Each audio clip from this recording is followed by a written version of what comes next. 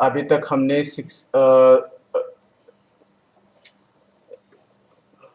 Dear district statistical officer 29 जून 2014 को जो exam हुई थी उसमें उसमें से हमने 60 क्वेश्चन तक देखे थे। पूरे के पूरे पार्ट 1 और पार्ट 2 में हमने 60 क्वेश्चन तक कवर किए थे।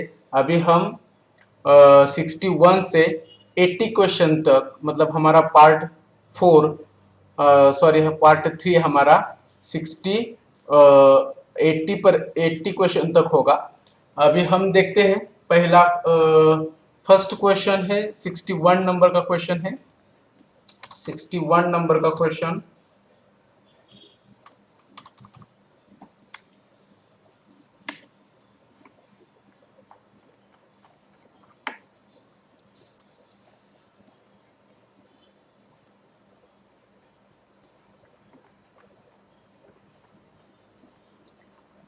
तो चलो देखते हैं 61 नंबर का क्वेश्चन।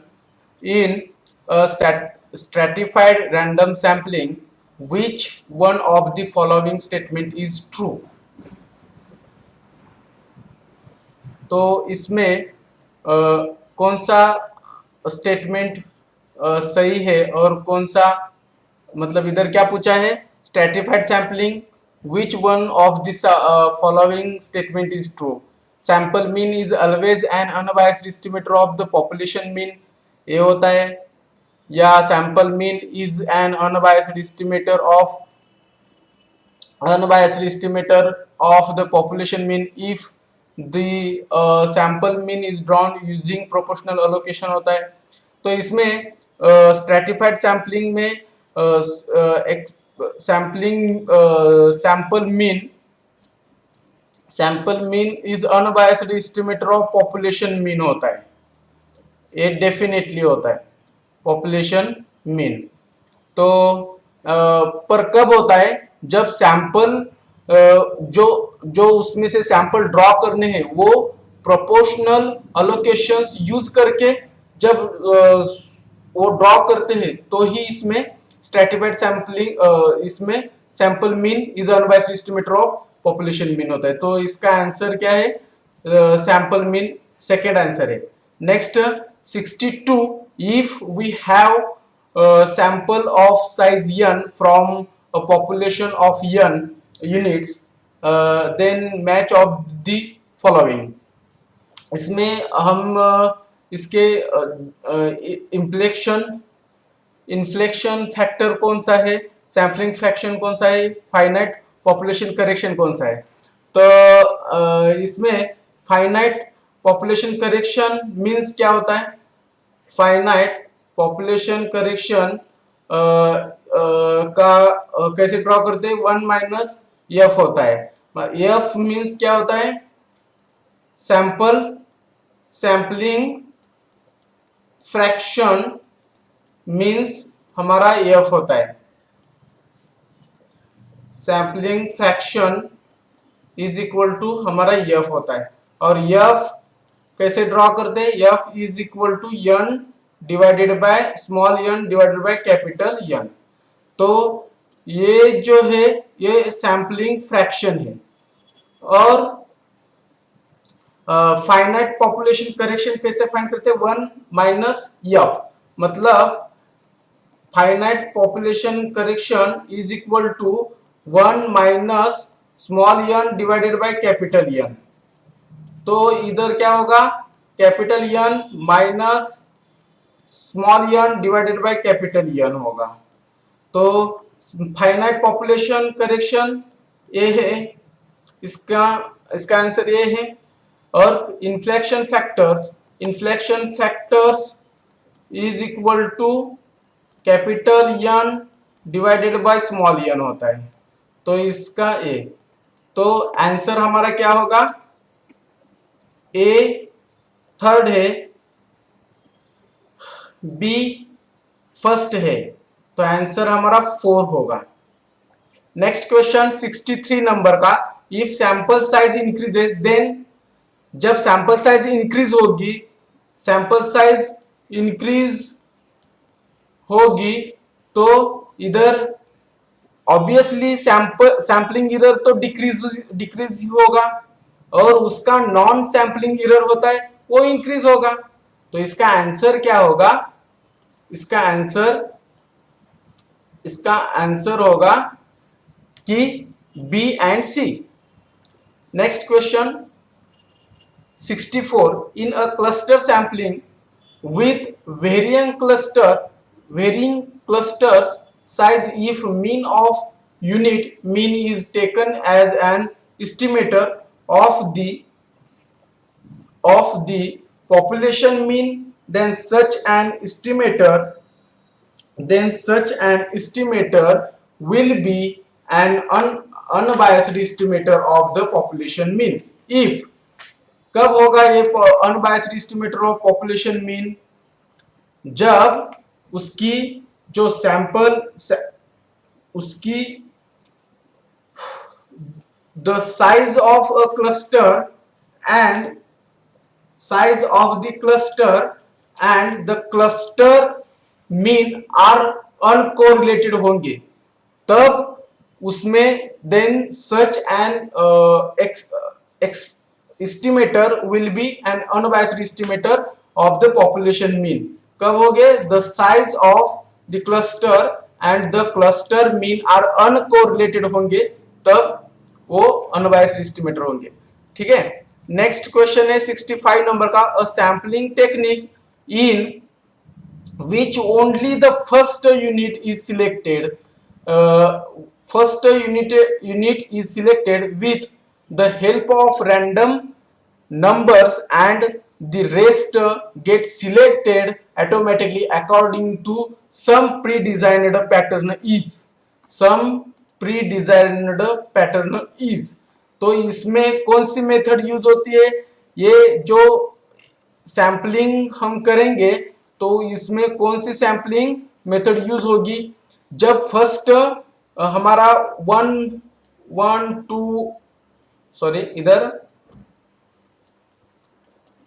इधर क्या होगा? सैम्पलिंग हम कैसे 1 2 यन तक हमारे सैंपल सिलेक्टेड करने हैं। तो फर्स्ट हम 1 सिलेक्ट करके उसकी हेल्प से उसकी रेंज उसकी होती है वो सेट करते हैं रैंडमली। वो कैसे करते हैं? K इज इक्वल टू हमारा फॉर्मूला होता है K is equal to capital N divided by small n। मतलब हमें उसमें से स्मॉल n क्या होता है? सैंपलिंग यूनिट होती है, सैंपल यूनिट होती है, और ये पॉपुलेशन यूनिट होते हैं, टोटल पॉपुलेशन और टोटल सैंपल। तो टोटल सैंपल हम पॉपुलेशन से कितने सैंपल्स लेने हैं उसको पॉपुलेशन को डिवाइडेड करेंगे, तो उसका जो नंबर आएगा, वो नंबर जो इधर आएगा वो नंबर का इंटरवल रख के हमें इसमें रैंडमली नंबर सिलेक्ट करने हैं, ऑटोमेटिकली सिलेक्ट करने हैं। तो इसमें कौन सी मेथड यूज होती है? ये जो मेथड से यूज सैंपल ड्रॉ करते हैं उसको हम सिस्टमैटिक रैंडम सैंपलिंग बोलते हैं। तो इसका आंसर सिस्टमैटिक रैंडम सैंपलिंग है। नेक्स्ट क्वेश्चन 66 नंबर का, if a sample x1 x2 xn from a dichotomous population has n1 atoms of type C1 with proportion p and n2 atoms of type C2 with proportions q, then which of the given four relation does not hold? इसमें से यही गलत, मतलब does not fold होता है, बाकी सब hold होते हैं, इस रिलेशन होल्ड होते हैं। तो इसका आंसर है 4 number. Next question, if the Laspeyres price index number is 196 and Paschal's price index number is 144, then Dervish and Bowley's price index number is 170 दिया है, फिशर्स प्राइस इंडेक्स नंबर 168 दिया है। तो इसका Bowley's price index number find करने के लिए formula होता है BPI, Bowley's price index number is equal to Laspeyres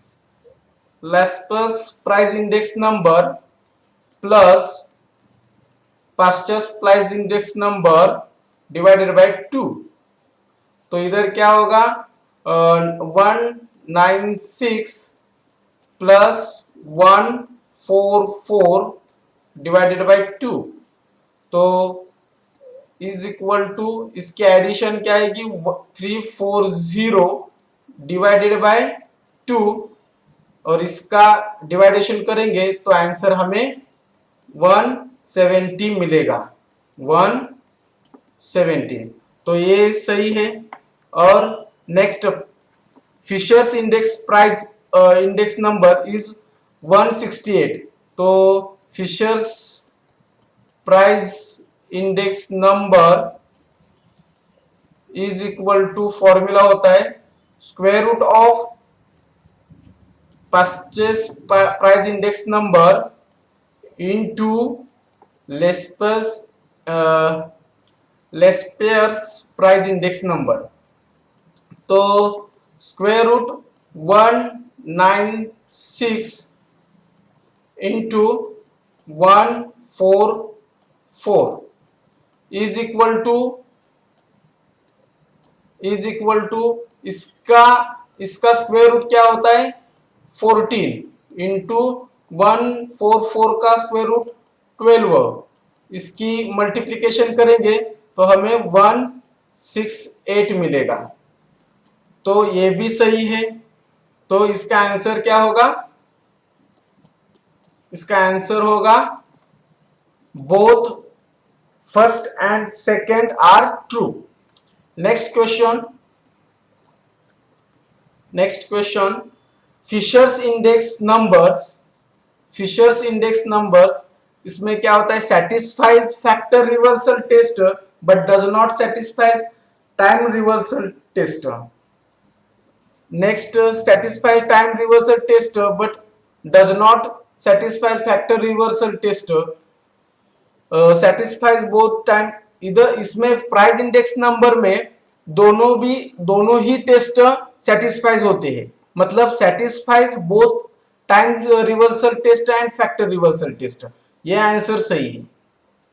next question the unweighted price index number formula based on n atoms with P0i and P1i being the price of ith commodity in base year and current year respectively।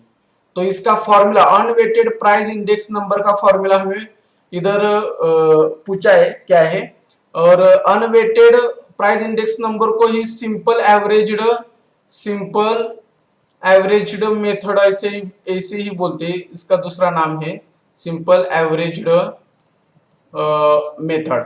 तो इसका formula होता है is equal to summation P1i divided by summation P0i into 100। तो इसका सही answer है third इसका सही आंसर है। Next question match of the following price index number Laspeyres index numbers Paasche's index number और Fisher's index ideal index numbers दिया है। इसमें हमें पूछा है कि कौन से लेस्पेस इंडेक्स नंबर, तो इसमें लेस्पेस इंडेक्स नंबर ये अपवर्ड बेस होता है। पासेज इंडेक्स नंबर वो होता है हमारा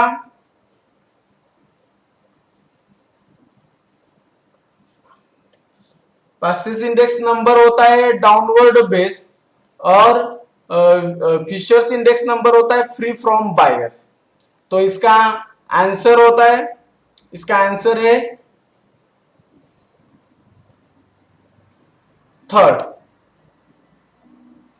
थर्ड इसका आंसर है।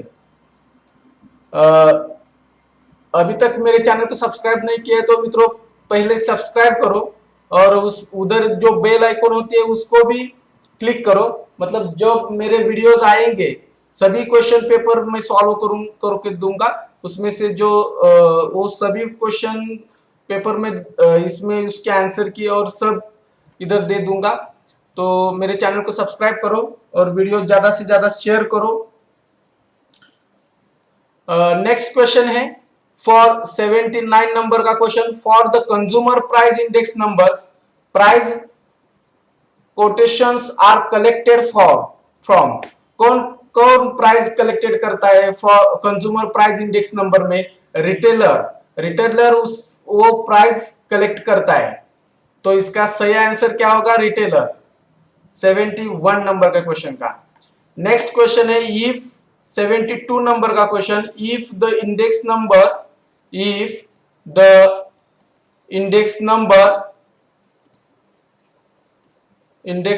फॉर 1990 with bias year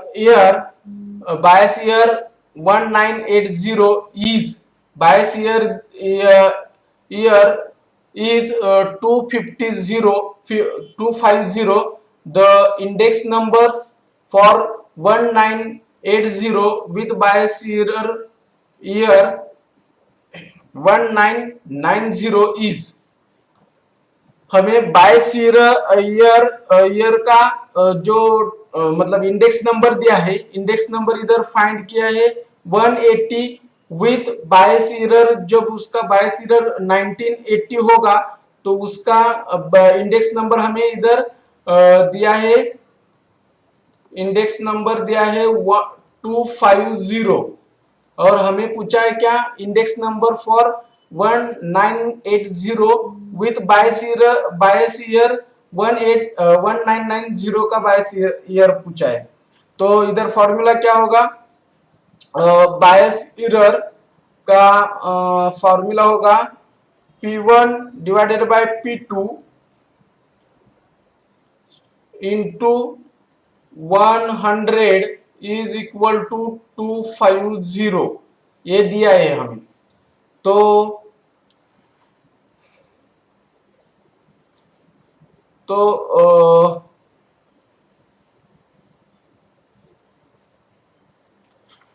हाँ, तो इधर P2 divided by P1 into 1100 इसकी वैल्यू हमें निकालनी है। मतलब हमें नेक्स्ट इस बेस ईयर की वैल्यूज हमें निकालनी है। तो P2 डिवाइडेड बाय P1 ये हमें कैसे मिलेगा?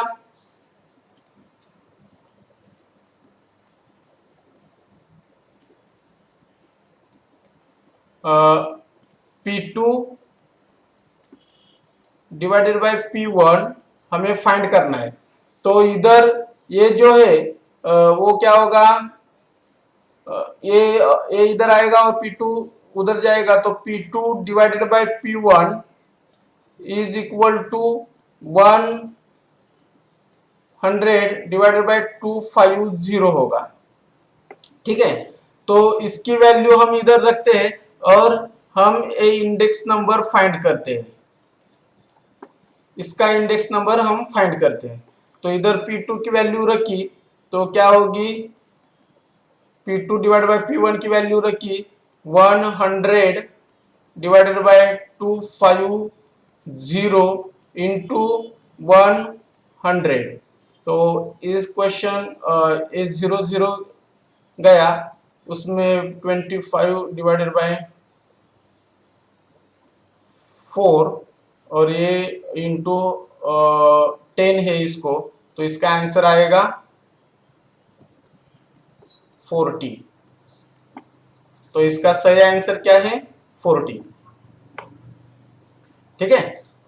Next question, in case of multiplicative model for explaining a time series the sum of seasonal indicates is sum of indicate time series the sum of seasonal indicates क्या होता है?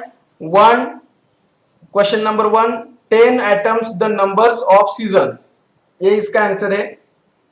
Next question, if time series data contains 50 values and if 5 yearly moving average method is used to estimate the trend, then we cannot estimate trend। इसमें क्या होता है, जो हमारा data होता है उसमें जो 5 ईयरली मूविंग एवरेज हम फाइंड करते हैं, तो ये जो डाटा होगा 1 2, कंसीडर करो कि 1 2 3 4 5 6 ऐसे अप टू डाटा होगा 50 वैल्यूज का, तो उसमें 5 ईयर मूविंग एवरेज सॉल्व करने के लिए, फाइंड करने के लिए, तो उसमें से ऊपर के 2 वैल्यूज छोड़नी होते हैं और नेक्स्ट की 2 वैल्यूज छोड़नी होते हैं, उसमें वो छोड़ के जो जिसके हम 5 ईयर मूविंग एवरेज निकालते हैं, तो उस 5 मूविंग एवरेज निकालने के लिए यही मेथड यूज करनी पड़ती है। तो इसमें क्या होता है, estimate cannot be estimate trend. कौन सा ट्रेंड एस्टिमेट होता है? तो for first 2 year and for last 2 years in the data. इसमें ये डेटा होता है, ये अब मानो कि 190 की वैल्यूज होगी इसमें, नेक्स्ट ऐसे डेटा होता है, तो ऊपर के 2 ईयर छोड़ के और नीचे के 2 ईयर छोड़ के हम ये डेटा कलेक्टेड करते हैं, तो उसके एवरेज निकालते हैं। तो इसमें 4 नंबर का आंसर सही है, for first 2 years and for last 2 years in the data. Next question, match the following secular trend, seasonal variation, cyclic variation, irregular variation दिया है। तो इरेगुलर वेरिएशन, अभी हम सेक्युलर ट्रेंड, इरेगुलर वेरिएशन मतलब क्या होगा? वो इरेगुलर मतलब रेगुलर नहीं है, वो कितने टाइम तक, मतलब रेगुलर नहीं है, तो वो रैंडमली मूवमेंट होगी उसमें। तो इरेगुलर, ये जो वेरिएशन होता है इरेगुलर वेरिएशन होता है, तो इसमें हमें पता ही नहीं चलता है कि कितने टाइम तक ये और कैसे आएगा, ये मूवमेंट कैसे आएगी। तो इसका आंसर होगा कि रैंडम मूवमेंट आए, रैंडम इरेगुलर वेरिएशन है। वो साइक्लिक वेरिएशन होता है, वो कैसे, मतलब ईयर और ईयर से भी ज्यादा इसमें वेरिएशन मतलब आ सकते हैं साइक्लिक वेरिएशन में, तो period of more than 1 year, ऐसे इसका आंसर होता है। तो next question, next seasonal variation क्या होता है? Seasonal variation season wise variation होता है। तो इसमें ये 1 ईयर में सीजन कितने होते हैं, सब मतलब हमारे पूरे ईयर में 3 सीजन होते हैं, 3 सीजन्स होते हैं। मतलब बारिश भी होती है और धूप भी होती है और कड़क ठंडी भी होती है। तो इसमें सीजनेबल डाटा होता है, ये वेरिएशन होता है। तो वो 1 period of less than 1 year में होता है। नेक्स्ट सेकेंड ट्रेंड, ये जो सेक्युलर ट्रेंड होता है वो लॉन्ग टर्म मूवमेंट होता है। तो इसका सही आंसर क्या है?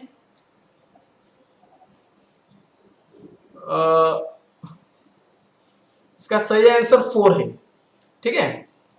नेक्स्ट 76 नंबर का question, in may 1951 the CSO was created for the purpose of formatting statistical standards and coordinating all statistical activities in the country।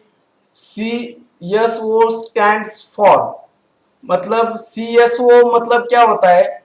जब 1951 में इसका ये चालू किया, तो उसको वो प्रोमोटिंग क्या करता है? पूरे कोऑर्डिनेटिंग ऑल स्टैटिस्टिकल एक्टिविटीज जो होती है, जो इंडिया में जो स्टैटिस्टिकल पूरे एक्टिविटीज होती है वो ऑर्गेनाइज करता है, मतलब वो हैंडल करता है। तो CSO का लॉन्ग फॉर्म होता है सेंट्रल स्टैटिस्टिकल ऑर्गेनाइजेशन।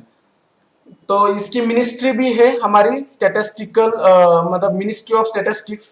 तो हमारा सेंट्रल गवर्नमेंट में पूरा मिनिस्ट्री अलग होता है इसका, मतलब स्टैटिस्टिक्स के अलग ही ब्रांच होती है। तो कितना पावरफुल और कितना मतलब फ्यूचर में कितना इफेक्टिव सब्जेक्ट है ये। नेक्स्ट क्वेश्चन 77 नंबर का question, match of the following governor of reserve bank of India. ये 20 मतलब 2014 का क्वेश्चन पेपर है। तब गवर्नर ऑफ रिजर्व बैंक के गवर्नर तब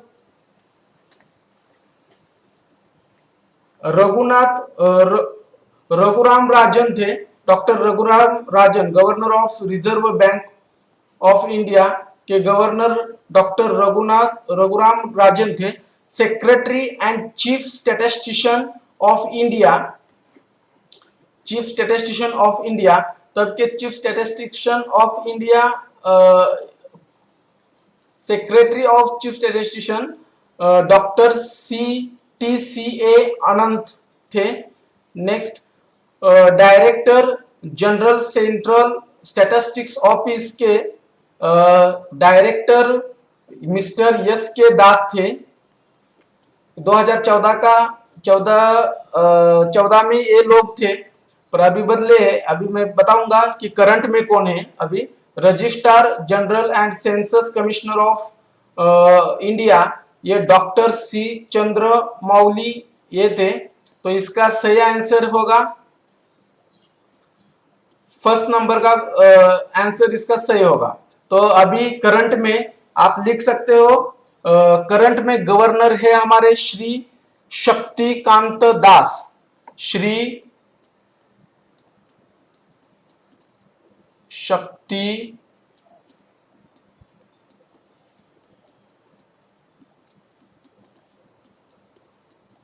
कांत दास हमारे करंट के गवर्नर श्री शक्तिकांत दास है। Secretary and chief statistician of India, अभी के हमारे secretary and chief statistician of India Shri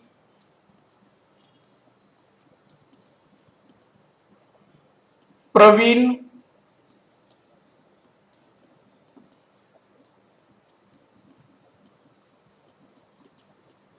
Srivastava.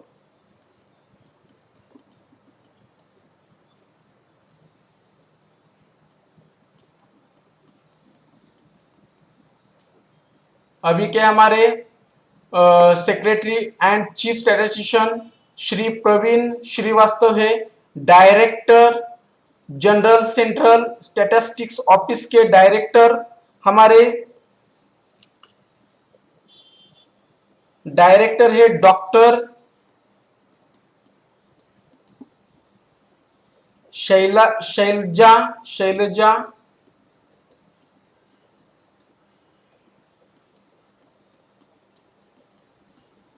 Selja Sharma है।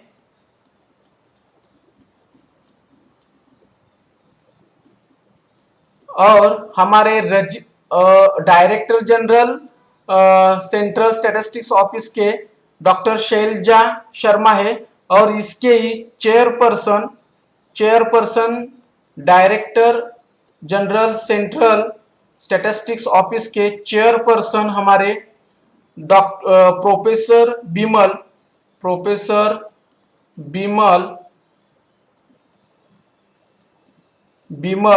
Kumar Rao,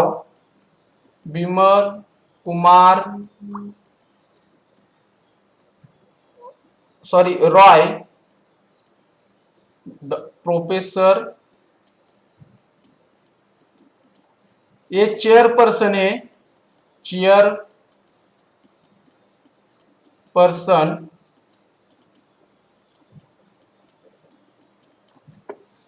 next, registrar and general census commissioner of India, अभी के registrar general and census commissioner of India Vivek Joshi है, विवेक जोशी।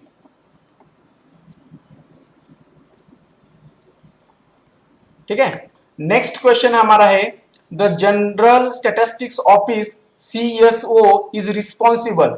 इसमें क्या होता है, मतलब ये जो सेंट्रल स्टैटिस्टिकल ऑफिस में कौन सा काम होता है, तो coordinating statistical activities in India, पूरे स्टैटिस्टिकल एक्टिविटीज इसमें होती है। हमने नेक्स्ट क्वेश्चन में ही इसका आंसर देखा था। तो सेंट्रल स्टैटिस्टिकल ऑफिस CSO में coordinating central activities in India, ये आंसर सही है। नेक्स्ट क्वेश्चन हमारा है, who was appointed honorary statistical advisor to the general cabinet in 1949। 1949 में general cabinet adviser, statistical adviser हमारे कौन थे, ऐसा क्वेश्चन है। तो इसका आंसर है professor PC Mahalanobis, professor PC Mahalanobis. और इनके नाम से ही हम नेशनल स्टैटिस्टिकल डेज भी सेलिब्रेट करते हैं। और statistical days, national statistics days, इनके ही जन्मदिन पे हम मनाते हैं। तो नेक्स्ट क्वेश्चन है हमारा, लास्ट क्वेश्चन हमारा है 80 नंबर का। In which district of Maharashtra is the sex ratio female to male in the total population the highest as per population census. 2011 में जनगणना में कौन सा हाईएस्ट पर पॉपुलेशन है, कौन से डिस्ट्रिक्ट में, महाराष्ट्र के। तो इसका सही आंसर है रत्नागिरी। थैंक यू मित्रों, 80 तक क्वेश्चन हमने इधर कवर किए हैं। इसका नेक्स्ट पार्ट 80 से 100 तक, मतलब पूरे के पूरे क्वेश्चन पेपर इधर सॉल्व होगा। अभी तक मेरे चैनल को सब्सक्राइब नहीं किया है तो सब्सक्राइब करो, और जो मैंने इंफॉर्मेशन दी है वो आपको कैसे लगी वो कमेंट में भी बता दो। और मेरे चैनल को सब्सक्राइब करो और ज़्यादा से ज़्यादा शेयर करो। मैं इसका सिलेबस, मुझे कमेंट में बहुत बार इसका सिलेबस पूछा था, उसका सिलेबस का भी मैं वीडियोस जल्दी लाऊंगा और पूरा सिलेबस आपको डिस्क्राइब करूंगा। इसका सिलेबस क्या होता है, डिस्ट्रिक्ट स्टैटिस्टिकल ऑफिस का गैजेटेड पोस्ट है ये, तो इसका सिलेबस क्या होता है वो सब मैं इस चैनल पे लाऊंगा। तो आप जरूर इसको सब्सक्राइब करें और ज़्यादा से ज़्यादा वीडियो शेयर करें, और उस उधर जो बेल आइकॉन होते है उसको क्लिक करने, जब सब्सक्राइब किया तो उसको क्लिक करने का भूल मत जाना। तो ठीक है, अभी मैं नेक्स्ट पार्ट लाऊंगा। थैंक यू, थैंक्स मित्रों।